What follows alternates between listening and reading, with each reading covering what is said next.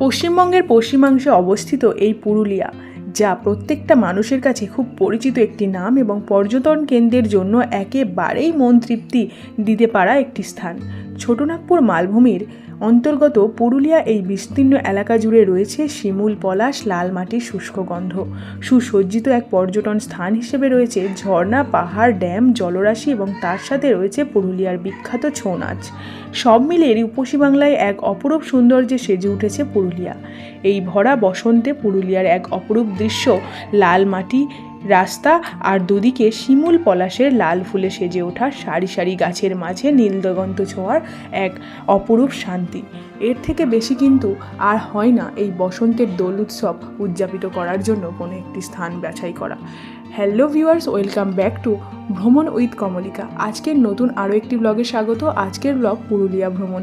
এই পুরুলিয়া ভ্রমণে প্রথমে আমরা বরাকর নদী পার হয়ে এগিয়ে যাচ্ছি আরও একটি ভ্রমণের জায়গায়। তো তোমাদের সাথে শেয়ার করতে চলেছি পাঞ্চেত ড্যাম, গড় পঞ্চকোট, বরন্তি। এই তিনটে জায়গার মাহাত্ম্য রয়েছে কি কি সবটাই তোমাদের সাথে শেয়ার করব। আর আমাদের জার্নিটা আজকে শুরু হয়েছে বাইকে। বড়মশাই চালাচ্ছে বাইক আর আমি রয়েছি পেছনে। ওর কিন্তু পুরো রাস্তাটা চেনা, আর তোমাদের সাথেও সেগুলো সবটাই শেয়ার করব। তো প্রথম থেকে শেষ অবধি দেখতে থাকো। কথা বলতে বলতে চলে এলাম আমরা পাঞ্চেত ড্যাম। আর এই পাঞ্চেত ড্যামের কিন্তু এক সাইডে রয়েছে নীল জলরাশি আর অপর সাইডে রয়েছে বাঁধ। আর সেখানটাতে এই জলোচ্ছ্বাস কতটা সুন্দর পাথরের উপর দাগ কেটে দিয়েছে, তোমরা তা না দেখলে সত্যিই হয়তো বুঝবে না। তার সাথে রয়েছে আরও একটি পার্কও। প্রথমে আমরা পার্কের উদ্দেশ্যে নেমে চলে গেলাম।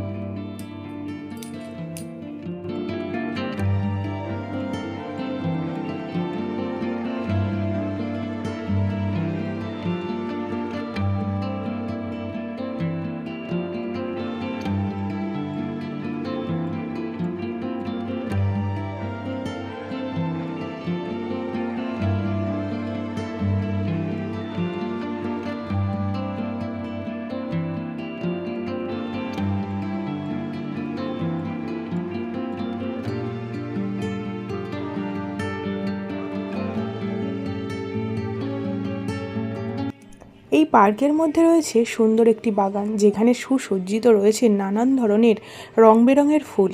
আর অপর সাইডটা দেখো গাছপালাতে ভর্তি আর একটু ফাঁকা মাঠ। এই জায়গাটাতে জানুয়ারি, ডিসেম্বর, নভেম্বর এই মাসগুলোতে কিন্তু জমিয়ে চলে পিকনিক। আর এই মাঠটা মানে এই যে সামনে গাছপালাটা জাস্ট ক্রস করলেই দেখতে পাবো এই বাঁধের দৃশ্য।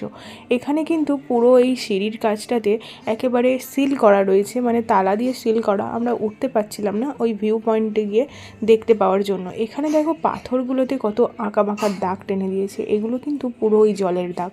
আর সেটাই আমার বড়মশাই আমাকে বোঝাচ্ছিল যে এই দাগগুলো এই জলের যে প্রেশার, সেই প্রেশারে জলের ঘষাতে এইরকমভাবে পাথরগুলোতে দাগ কেটে গেছে। মানে কতটা ফোর্স থাকলে তবেই পাথরের উপর দাগ টানতে পারে, সেটা তোমরা এই দৃশ্য না দেখলে হয়তো বুঝতে পারবে না। অপর সাইডের বাঁধ দিকে ঠিক তার অপোজিট সাইডে যে নীল জলরাশি রয়েছে সেটা দেখতে চলে এলাম রাস্তার উপরে উঠে। আর এখানে দেখলে দেখাই যায় না এই নদীর কিনারাটা ঠিক কোথায়।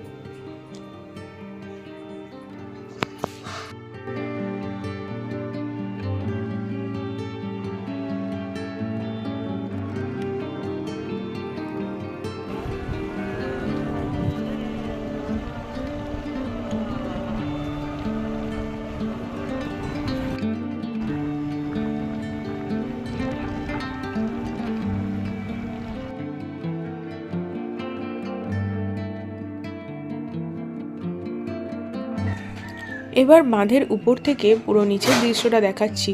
তো দেখলেই এখানে বুঝতে পারবে পাথরগুলো সুসজ্জিতভাবে যেমন সাজানো রয়েছে, একই রকমভাবে জলের স্রোতটা কীভাবে বয়ে যাচ্ছে। যদিও আমরা যখন গিয়েছি সেই সময় বন্ধ ছিল বাঁধ, একটা সাইড দিয়েই পড়ছিল জল।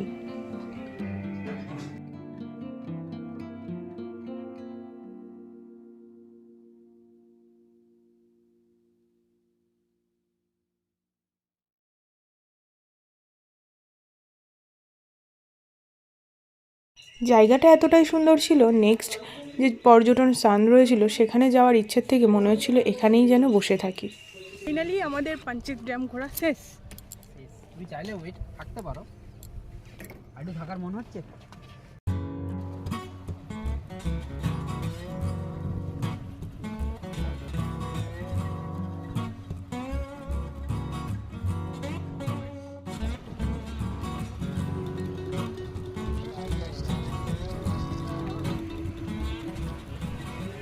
এরকমভাবে ঘুরতে ঘুরতে আবারও পৌঁছে যাব গড় পঞ্চকোট। এরপর আমাদের নেক্সট ডেস্টিনেশন গড় পঞ্চকোট। এই গড় পঞ্চকোটে আমরা কি কি দেখেছি সেটা জানাবো। তার আগে জানতে চাইবো তোমরা কারা বাইক রাইড করে ঘুরতে পছন্দ করো, কমেন্ট সেকশনে জানিও। আমাদের তো বেশ ভালো লাগে।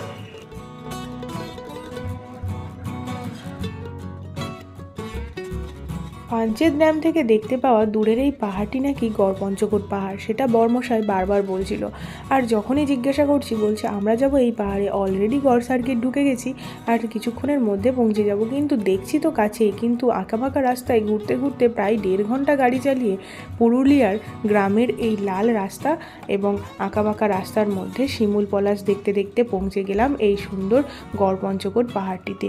আর এটা দুদিকে যখন এই দু সাইডে আমরা দেখছিলাম পলাশ শিমুলের গাছ, মনটা একেবারে ভরে যাচ্ছিল। গাড়ি চালানো বা ঘুরতে আসার যে ক্লান্তিটা না, সেটাও যেন একেবারেই দূর হয়ে যাচ্ছিল। আর সত্যি কথা বলতে অপরূপ সুন্দর এই দৃশ্যগুলো কার না ভালো লাগে। দেখো গাছগুলোতে কত সুন্দর ফুল ধরে রয়েছে। আমরা যেহেতু হোলির অনেক আগেই এসেছিলাম, তাই গাছগুলোতে অতটাও ভালো ফুল হয়নি, কিন্তু যারা হোলির সময় আসবে আমরা জানি তোমরা খুব এনজয় করবে। বাচ্চারা এর মালা করে খুব বিক্রি করছিল এই জায়গাগুলোতে। আর তোমাদেরকে জানিয়ে দিই, আর্কিওলজিক্যাল সার্ভের আন্ডারে এখন গড় পঞ্চকোট, সেই জন্য এখানে অনেক কাজকর্ম উদ্ধার করা হচ্ছে। মানে মাটির তলা থেকে খোড়াইয়ের কাজ হচ্ছে এবং সেই খোড়াইয়ের কাজ করে অনেক কাজ উদ্ধার করা হচ্ছে। পঞ্চকোট রাজার আর সেই রাজস্ব বলতে পারো তুলে ধরা হয়েছে এখানটাতে, এবং আস্তে আস্তে কাজকর্মের ফলে অনেক জিনিসই উদ্ধার করা হচ্ছে মাটির তলা থেকে।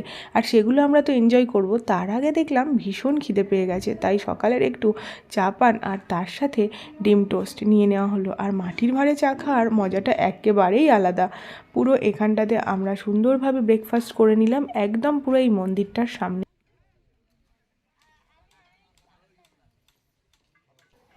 পঞ্চকোটস্য রাজস্বী গড় পঞ্চকোট, এখানে পুরো ডিটেলসটা দেওয়া রয়েছে এই মন্দিরগুলো এবং এই সমস্ত ঐতিহাসিক ঘরগুলোর। তো তোমরা চাইলে ওটা একটু পজ করে দেখে নিও, এই জায়গার ডিটেলস তোমরা ওখানে পেয়ে যাবে। আর এখানে দেখো একটা মন্দির ছিল, যে মন্দিরের সামনে আমরা টিফিন করছিলাম, এটা কিন্তু কৃষ্ণ রাধিকার মন্দির। দেওয়ালের প্রতিটা খোপে খোপে আর প্রতিটা কারুকার্যেই যেন একটা রোমাঞ্চকর ব্যাপার রয়েছে। আর তার সাথে এই মানে এখনও অবধি যে ডিজাইনগুলো এত সুন্দর রয়েছে, না দেখলে বিশ্বাস করা যায় না। দেখো কত সুন্দরভাবে ডিজাইন করা, সেগুলো এখনও অনেকটাই বেঁচে আছে, নষ্ট হয়নি। তো এগুলো দেখেও খুব ভালো লাগছিল। তো চলো একের পর এক এখানকার সমস্ত ঐতিহাসিক জিনিসগুলো তোমাদের সাথে শেয়ার করি। এই সামনে এখানে একটা রয়েছে ঘর, এটা কিসের ছিল ঠিক বলতে পারবো না, কিন্তু এটাও দেখলাম। এখানে হয় প্রি ওয়েডিং শ্যুট থেকে শুরু করে ফটো সেশনও। তোমরা চাইলে এখানে কিন্তু এখন প্রি ওয়েডিং শ্যুটও করতে পারো। অনেকেই এখানে প্রি ওয়েডিং শ্যুট করতে আসে, তবে সেক্ষেত্রে সরকারি কি ব্যবস্থাপনা রয়েছে সেটা একটু জেনে নিতে হবে। সে বিষয়ে আমরা অতটাও জানি না, কিন্তু এখানে হয়। তো আবার এগিয়ে চলে এলাম এখানে মুখোশ দেখতে। পুরুলিয়া আসবো আর যে ছৌ নাচের মুখোশ দেখবো না, এটা তো হতেই পারে না। এখানে কিন্তু বিখ্যাত ছৌ নাচ মুখোশ পাওয়া যায় চড়িদা গ্রামে। এখানে দেখো চড়িদা মুখোশ সেন্টার নামেই এখানে চড়িদার লিখেছে বটে, কিন্তু এটা কিন্তু চড়িদা গ্রাম নয়। যাই হোক, সেখানে মুখোশের অ্যাকচুয়াল জায়গা। আবারও দেখো এক ঐতিহাসিক জায়গায় নিয়ে যাচ্ছি, যেখানে দালান বাড়ি বা এটা কী ছিল সেটাও আমি ঠিক বলতে পারবো না, বা গেট বা দরজা ঠিক জানি না। সেই জায়গাতে নিয়ে গেলাম, এখানেও প্রচুর ফটোশ্যুট হচ্ছিল, আমরাও সেখানে বসে কয়েকটা ছবি তুললাম। আবার এগিয়ে গিয়ে একটা মন্দির পার করে চলে গেলাম চারুলতা রিসর্টের দিকে। সেখান থেকে যদি পাহাড়ে উঠতে থাকো দেখতে পাবে বেশ দুটি মন্দির, তবে আমরা সেই পাহাড়ে পুরোটা উঠিনি, বেশ খানিকটা উঠে পেরিয়ে চলে এসেছিলাম। তো চলো ব্লগটা পুরোপুরি দেখতে থাকো আর শেয়ার করছি।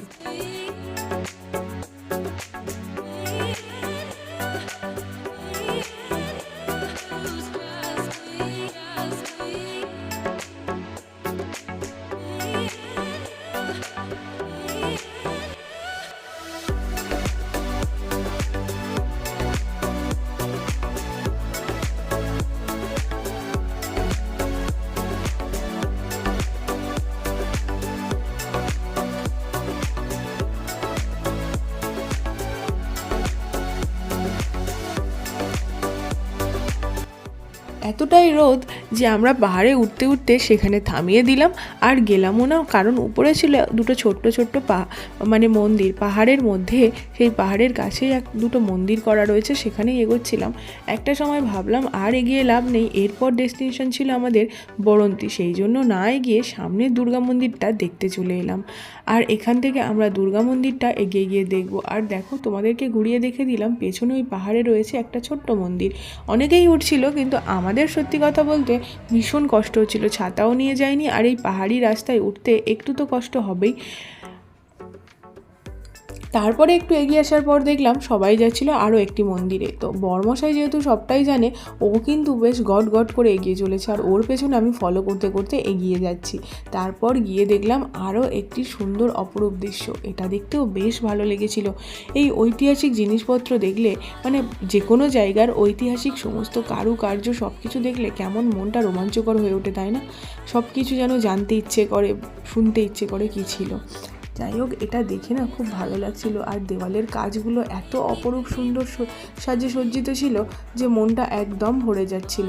দেখো, এখনও কাজগুলো কতটা সুন্দর খোদাই করাভাবে রয়েছে, এখনও অবধি সেগুলো পুরোপুরি নষ্ট হয়ে যায়নি। আর এইগুলো দেখার জন্য দূর থেকেও মানুষ ছুটে আসে এই পুরুলিয়াতে।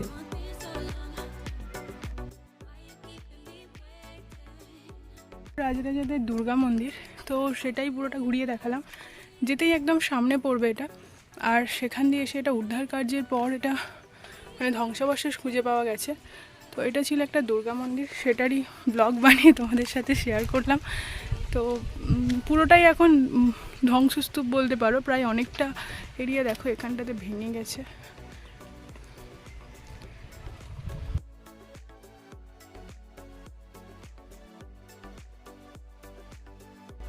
এখান থেকে নেমে আমরা তারপর এগিয়ে গেলাম এই সামনের দোকানগুলোতে। বেড়াতে এসেছি আর সেই সমস্ত জায়গার কোনো স্মৃতি থাকবে না, এটা তো হতেই পারে না। তো এগুলো দাম দর করে দু একটা জিনিসপত্র কিনে এগিয়ে গেলাম বড়ন্তির দিকে। চলো, আমাদের নেক্সট ডেস্টিনেশন বড়ন্তি।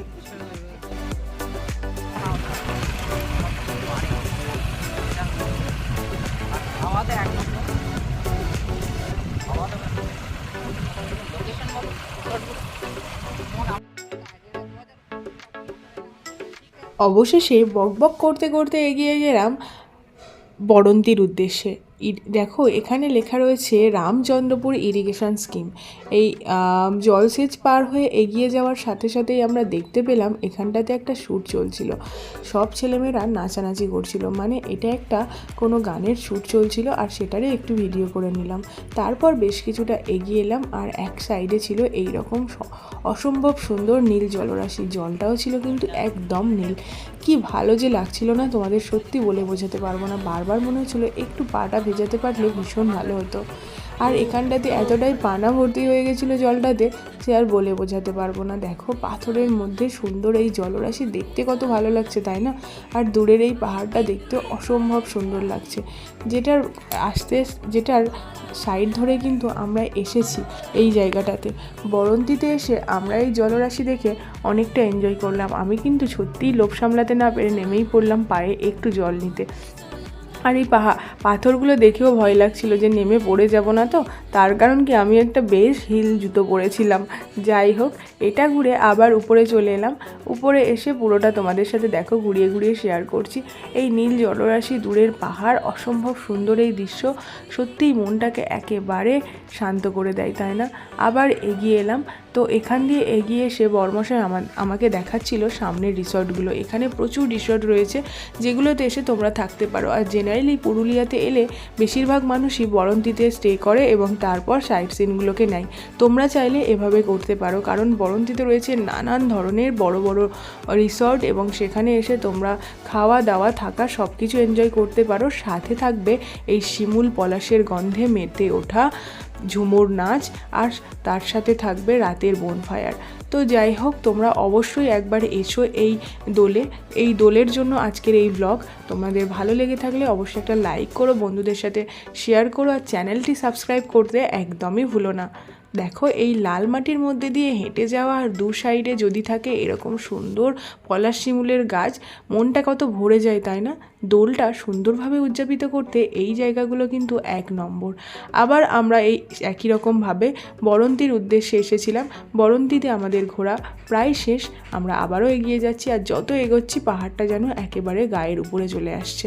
দেখতে কত ভালো লাগছিল, বারবার মনে হচ্ছিল রাস্তাটা যদি এই রকম সোজাসুজি গিয়ে পাহাড়ে উঠে যেত কত ভালো হতো, তাই না?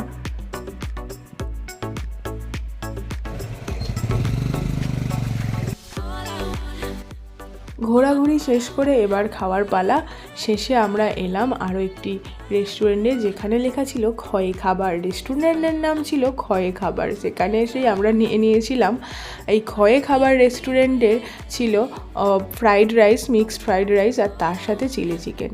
দুজনে খাবারটাকে সুন্দরভাবে এনজয় করে টাটা বলে বাড়ি ফিরলাম। আজকের এই সুন্দর ব্লগ তোমাদের কার কার ভালো লাগলো জানাতে ভুলো না, আর ভালো লেগে থাকলে অবশ্যই লাইক শেয়ার কমেন্ট।